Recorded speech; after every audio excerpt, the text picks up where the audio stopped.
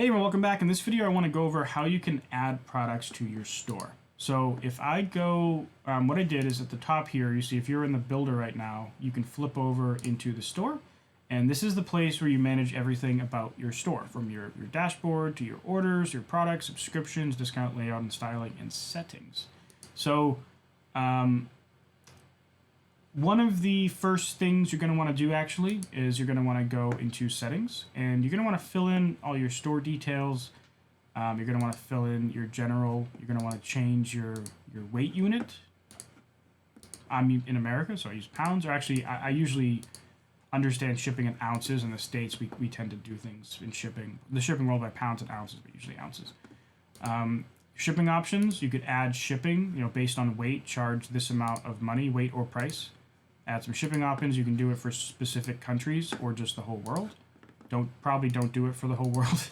Taxes, set up your payment processors and all that jazz. Just kind of walk through everything in the settings. Once you do that, you could do the products first, but I recommend getting your settings out of the way. And to add a product to your store, you come to the product section and then just click, and I'll zoom in a tad. Products, add product, and then now we get to choose what type of product we want. So the two most common ones I would say are physical and digital. So physical, that's just your merch, your CDs, your clothes, whatever. Digital, downloadable music, private videos, a book, whatever you have. Service, you probably won't be dealing with this as much, but let's say you wanted to sell someone a custom song, right? They could go on your site and for like $1,000 they could purchase a custom written song by you about whatever they want it to be about. So they can submit like lyrics or a song idea to you or whatever, or they want to book you for a private party. That would be service, right? Membership, like a Patreon-like model, or courses. You could sell those monthly membership subscription products essentially. So let's just do physical product because that's one of the most common ones. And we can just give it a name. Let's call it test product. This is public and how it's going to show. You can add a description to the product. If you just need simple text, you can just use the simple editor. If you want more advanced editing, you can do drag and drop. And then you get essentially the page builder, right? So you can really, I'm super happy that we have this because Shopify doesn't even let you do this in your products. You have to either do simple editor or HTML. There's no drag and drop builder. You have to find another company and pay another monthly fee to get that. And with MusicFunnels, you just get it. So yeah, some of these things make no sense to go on there, but of course you could easily add an image inside of there. We're not going to do that though. You can easily add, what I actually did for one of mine, I don't think I have the page open anymore, but I added a store element to my page. So I added this, which you can't see that.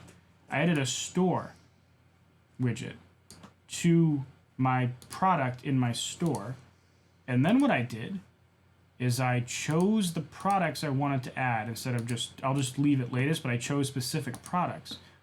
And then I went, let me remove this widget. I added a widget for heading, and I said, I think it says not fans also like, but similar items or pairs well with, something like that. Amazon will recommend you. They'll say oh, people who bought this also bought this. I did that. That's another thing that you can't do in a lot of the online website platforms, store builders, that you can just do because we let you edit this thing essentially just like a website. So enough bragging. If we go down to price, we could say, this can cost $10. If you want to show that it's on sale, you just click the on sale button, and if it's normally 10 but it's going to sell for 7, that's how you would portray that. You could also sell a subscription product. Every you can do X amount of payments, up to 52 payments. So if you had a really a lot of you probably never use that, but you could charge payment plans for expensive items. You could do recurring payments, charge every X amount of months or weeks. For Patreon, that actually might be neat. Charging, maybe instead of charging once a month, charging every 3 months or every week, different ways to kind of see how people subscribe. And then you do have, of course, like SKUs, stock keeping units. If you use those, weight, that'll keep track of it for you and add them up for you. Type of product. And then going down, I have to zoom out. Actually, no, I don't. I created this new thing. Yeah, finally. That's useful. You can track inventory, so that way, like, you can have it send you a notification if you're running out, but it will, I think there's another place where you can have it show the level of stock on the page so that your customers can know if something's running out. Variations, like if this was a t-shirt, we could say like size and then do small, smallo, medium, large, XL, 2XL, and then add. We can also go in and do add variation, color, and we could, I'm so sorry, you can't see that. Well, I'll do it with color and then it'll make sense for you. Red, blue, white, black, and yeah. So then like now, if I were to save this page and preview it, we have different sizes, we have different colors, and if I go back, you can actually, not only can you do that, but you can actually, if I'm remembering, I don't want to upload an image right now. You can customize the image per thing. Oh, here it is. I think there's actually two places you can do this, but we can go to like size. And so like if you wanted to change, if you click an item here, it expands this out and you could change like the pricing and the available in stock and the weight for each one. Same with color. But you could also set per variation images. So obviously the color, you're going to have different color shirts, right? The sizes, they'll look the same.